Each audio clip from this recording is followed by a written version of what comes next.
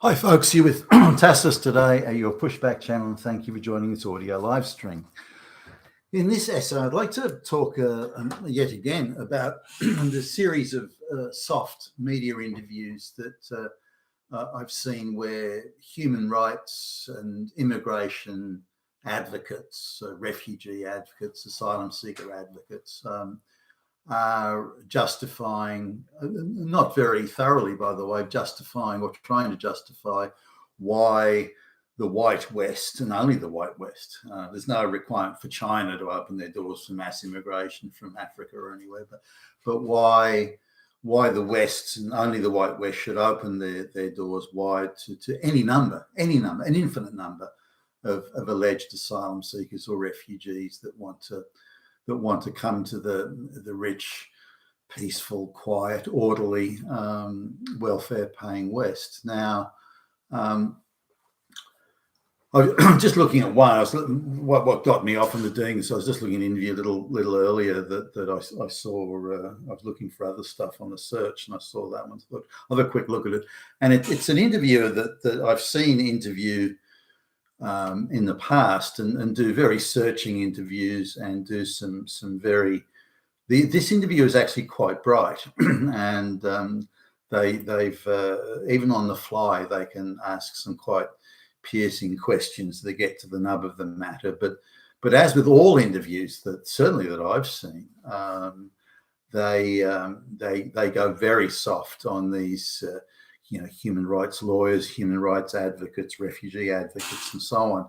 They just all seem to get interviewed with very gentle, very soft questions, no follow-up, even when they badly fumble their rationale and the reasons they're putting forward, such as, no refugee should have to meet a burden of proof. If they say the refugee, that's it, it's fact. Now, that's something you could jump all over and really go to town on, but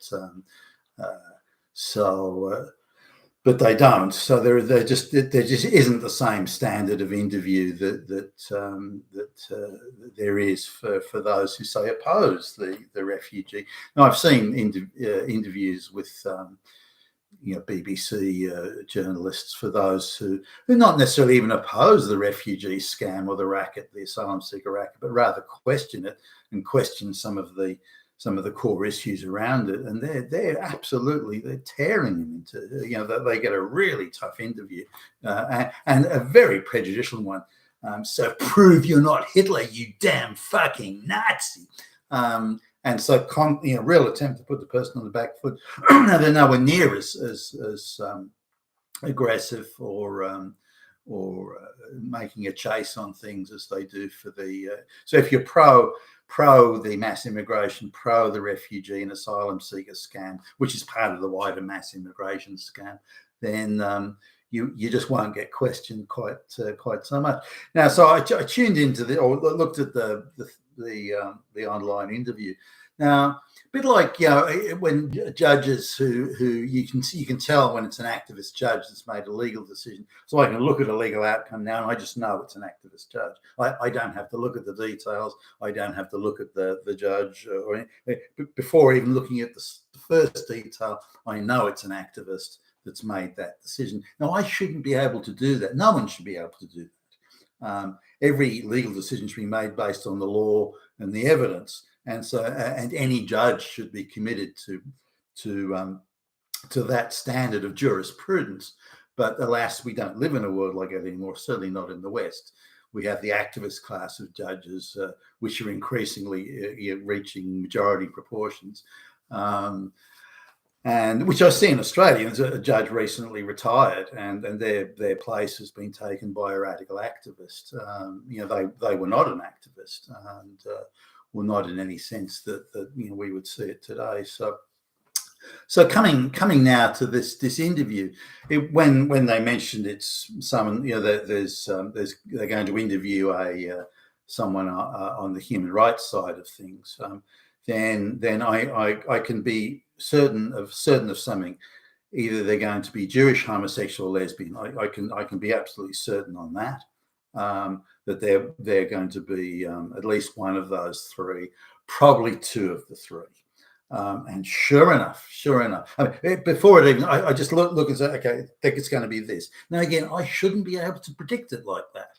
It should be anybody who's got a cogent, realistic argument to put forward, and they can put it on a table and it can survive scrutiny. But so it's a Jewish homosexual, and sure enough, he's on there arguing for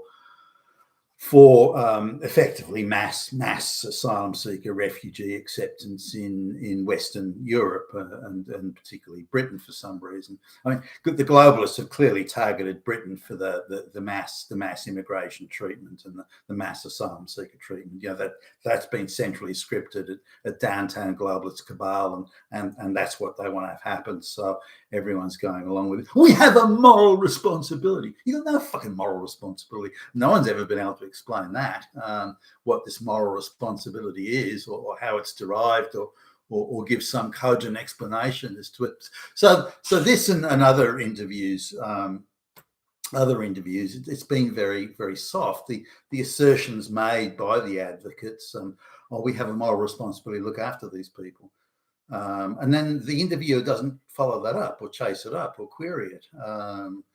You know, if it's pushing COVID, then somebody says, well, you know, do you think it's the right thing to lock down? Oh, you fucking granny killer, you damn fucking fascist granny killer. So straight away there's the attack. But there's nothing like that here. The interviewer just quietly let things go through and didn't follow anything up. There was one soft question. Well, don't you think that this is going to help the people smugglers?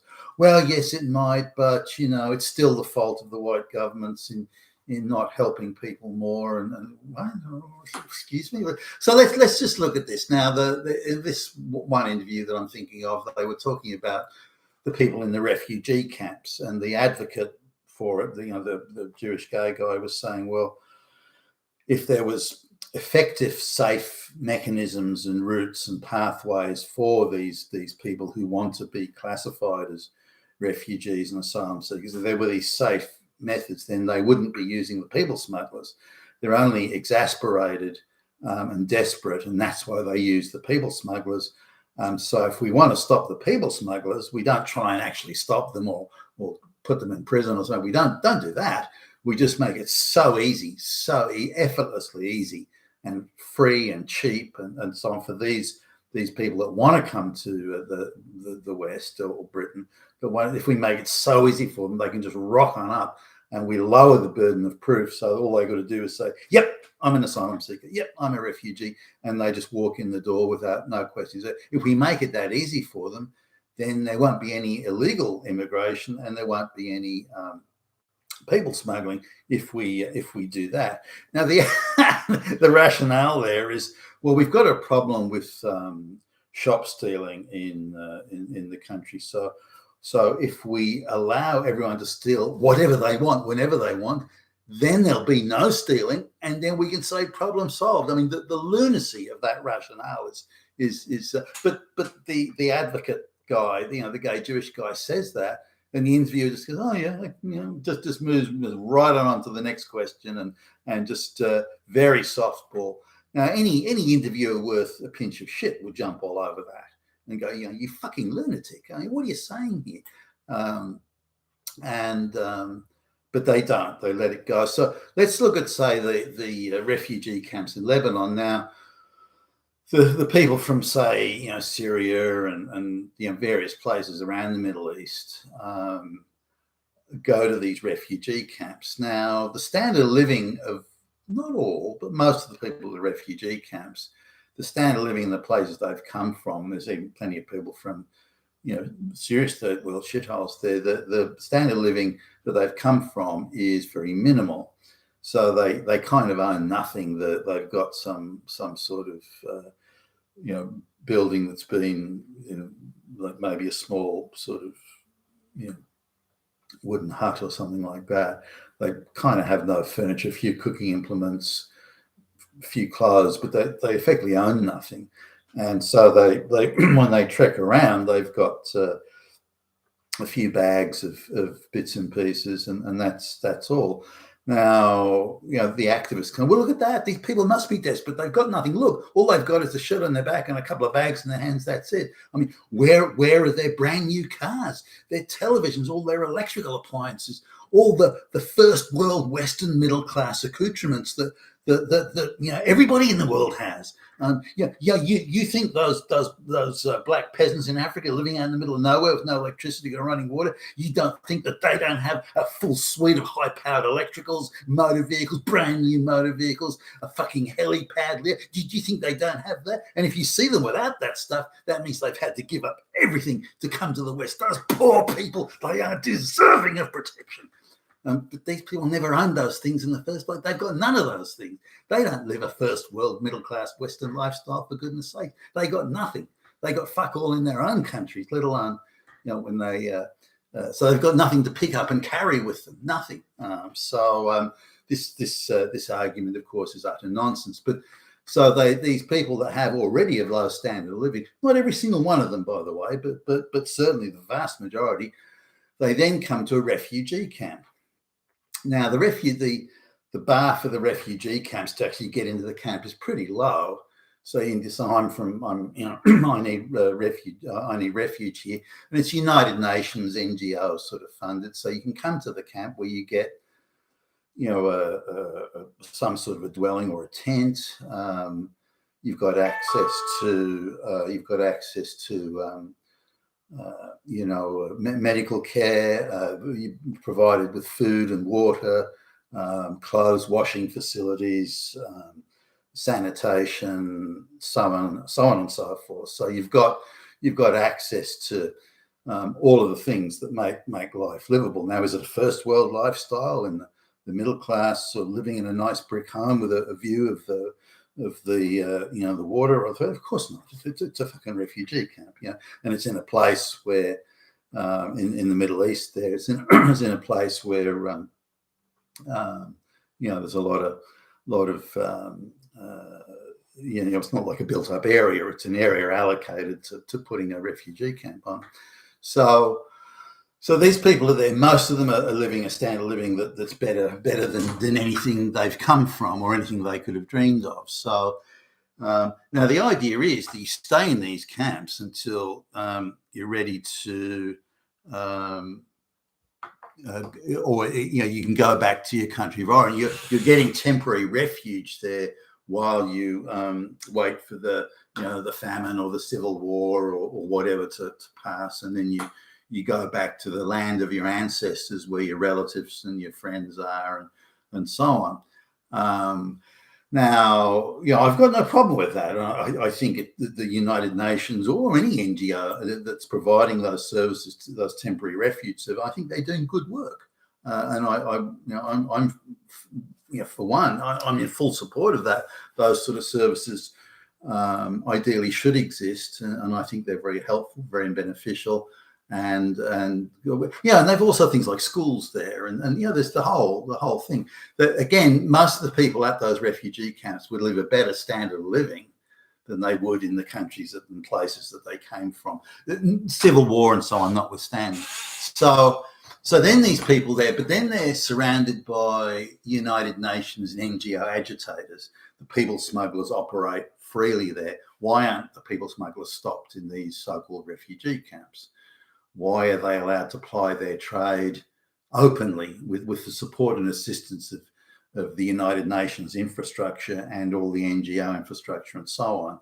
So this is where these people get at the people smugglers and the international mass migration rackets. This is where they get to them in these refugee camps. Now, at this point, because they're in a refugee camp and they're safe, they cease to be refugees, other than the temporary status they have there. They can't say, well, I'm leaving a safe camp, a refugee camp where I'm safe, where I'm being fed, where I'm being, clothed and everything free of charge. I'm going to leave that situation just because I want to go to a first world country. Now, I don't want to go to another country that has the same standard of living as the one I've just left, even though that's a side. I don't want to go there. I only want to go to a first world country. Then you're not a refugee at that point.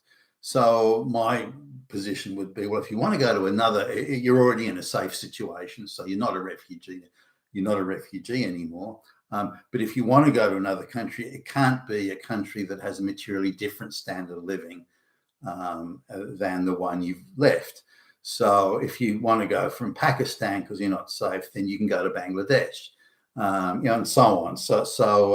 If you want to go from Somalia because it's not safe, you can go to Sudan. Or if you want to go from Sudan, you can go to Somalia, or you can go to Egypt. So, you can go to another country with a more or less similar culture, language, standard of living. You can do that if you want. That's fine.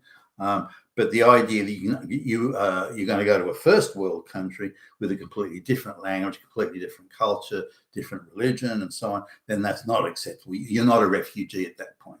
If you're cherry picking where you want to go, then you're not a refugee.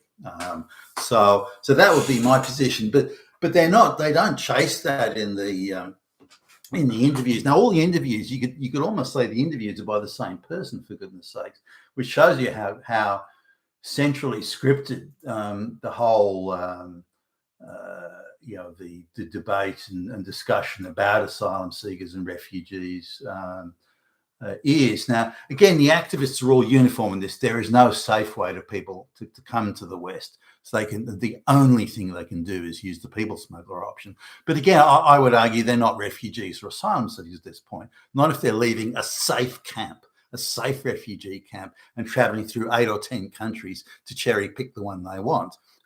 They're not even going to another safe country in their area of language and culture and customs and so on. That would be a lot, something that would be quite acceptable and understandable, but they only want to go. Now, again, why are the agitators running around the camps, the people smuggler agents and the NGO activists and agitators, why are they allowed to run around these refugee camps saying to people, nah, you don't want to go, you want to go to England, that's where you want to go, and by the way, we'll help you get there. So these are people who have nothing other than a few bags, but somehow they're going to make a 2,000 kilometre over 2,000 kilometre journey through strange countries with strange languages, strange laws that they know nothing about and can barely understand. They're going to make that huge journey, and they're going to be clothed and fed and given water and shelter all the way through that. That requires a vast infrastructure to look after that many people across that much distance.